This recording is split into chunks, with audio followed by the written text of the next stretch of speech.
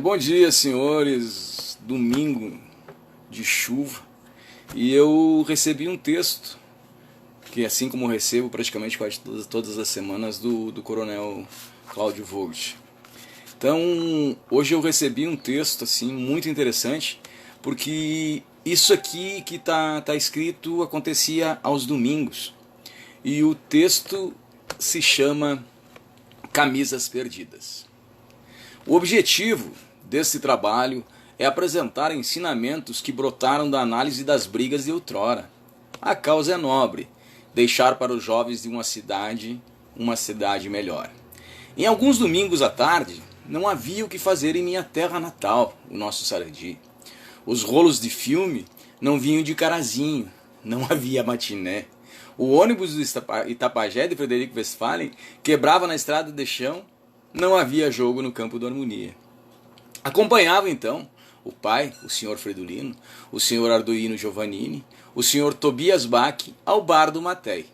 Bar do Matei, a casa onde eu nasci, deixar bem claro que ficava ao lado do ginásio. Jogavam cartas com entusiasmo, principalmente o 3-7. Eu estava junto no balcão, tomava a gasosa do Hermes Macari e comia mandolato da Boa Vista. Foram longos domingos de amizade e paz, até que um dia, um jogador de cartas de origem italiana cometeu um ato de desonestidade. Tchavou não sei o que, começou uma discussão das brabas, espalhou-se pelas 4 mesas do bar. Todos ficaram de pé, foram discutindo e saindo do bar, na esquina da Avenida Expedicionário com a Rua Júlio Maíris. Não passava nenhum auto. Havia mais de 200 pessoas discutindo ou apartando a briga. O boné do italiano voou longe. Graças a Deus, não chegou a haver luta corporal. Eram pais de famílias, honestos, trabalhadores. Alguns deles receberam a honraria máxima do município, cidadão sarandiense.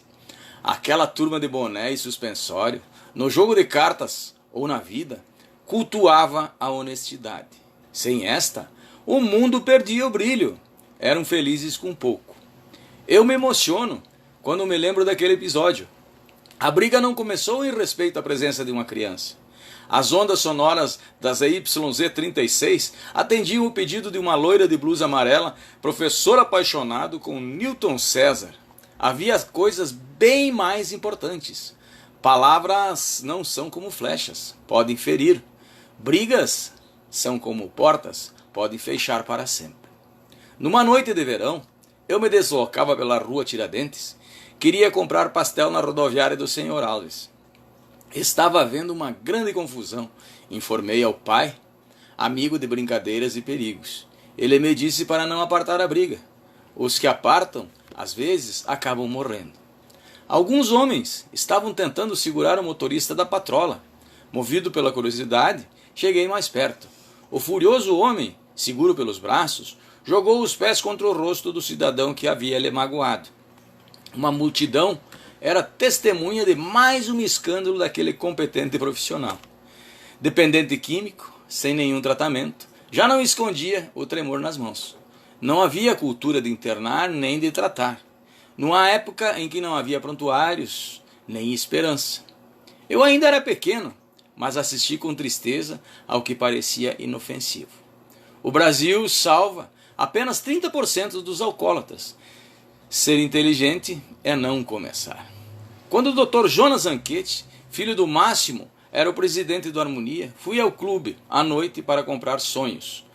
O Paulo Roberto Blanc, locutor da Rádio Sarandi, fazia brincadeiras junto ao balcão. Começou uma briga entre 2 torcedores, no caso, o Ipiranga e o nosso saudoso Harmonia. Com caipirinha nas veias, um queria acabar com o outro. No auge da fúria, faltou luz na cidade. Ninguém via nada. Havia o risco de alguém ser atingido por uma cadeirada perdida. Ciente do perigo, fui me proteger na sala do presidente. Fiquei na porta aguardando os fatos. O econômico não tinha nem lanterna. Contar com a sorte fazia parte da nossa cultura. Seguiram-se momentos de suspense. O brigão, que se achava mais esperto, cometeu o erro estratégico, acendeu um fósforo, tomou uma bofetada cinematográfica. Os palitos de fósforos voaram.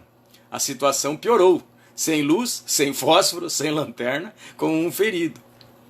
Quando a luz voltou, o clube já era outro. Os homens também. O senhor Hildo Manfro colocou na Eletrola um novo long play, um LP.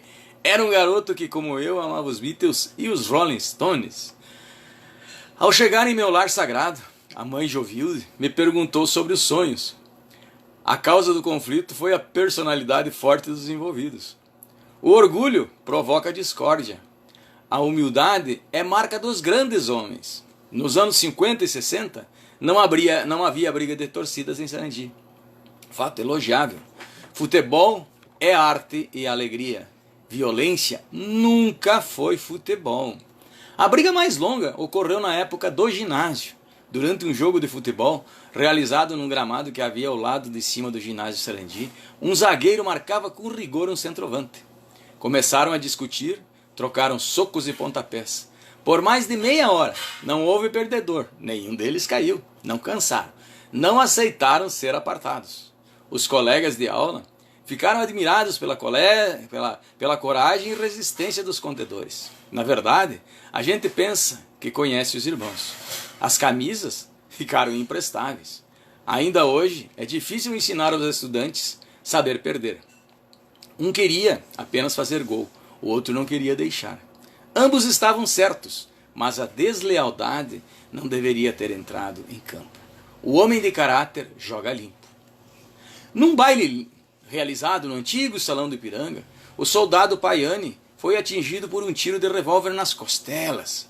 Ele era um brigadiano muito benquisto na cidade. Ainda na mesma noite, fui com alguns amigos ao Hospital Santo Antônio do Dr. Mário Zambuja. Estávamos muito preocupados. Entrei na sala de cirurgia. O bravo militar me recebeu sorridente. Estava feliz por estar vivo. Inclinado numa cama, sem camisa, mostrando no lado direito do peito o furo da bala. Passou entre as costelas. O projétil atravessou, fora. Mas, segundo a enfermeira, não atingiu nada importante. O Ademar, o gauchinho, filho de um outro brigadiano, disse que o amigo Paiani estava fora de perigo. Já tinha tomado uma aspirina. A camisa do sobrevivente não dava mais para usar, mas seria guardada de lembrança. Bons tempos. Se um carioca toma um balaço desses, desmorona na hora. Uma causa importante daquele episódio: falta de uma cultura de segurança. As autoridades têm o dever de impedir que os cidadãos entrem armados nos bailes, porque entrar com arma nos bailes, nos estádios e nos cinemas, se beber não dirija, não atire. A bebida alcoólica contribui para estragar a noite.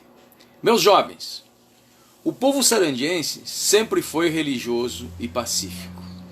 Minha terra natal nunca foi Sarandi do Oeste. Era um lugar de fraternidade e sincera.